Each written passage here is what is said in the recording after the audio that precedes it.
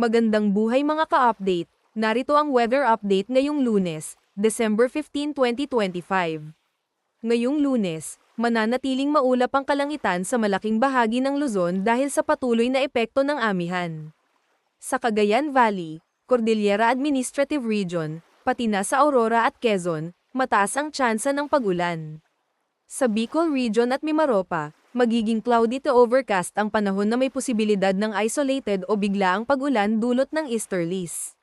Sa Metro Manila, mananatiling maulap buong araw, na may tsansa ng mahihinang pag-ulan o ambon.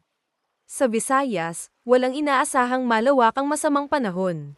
Gayunpaman, dahil sa easterlies, posible pa rin ang isolated rain showers o panandaliang pag-ulan, lalo na sa hapon hanggang gabi. Sa umaga, karamihan ng lugar ay maaliwalas hanggang maulap, pero manatiling alerto sa biglaang pagbabago ng panahon.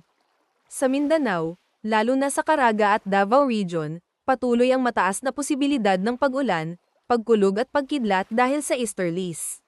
Maaaring makaranas ng localized heavy rain sa ilang lugar, kaya may banta ng flash floods lalo na sa mga low-lying at flood-prone areas.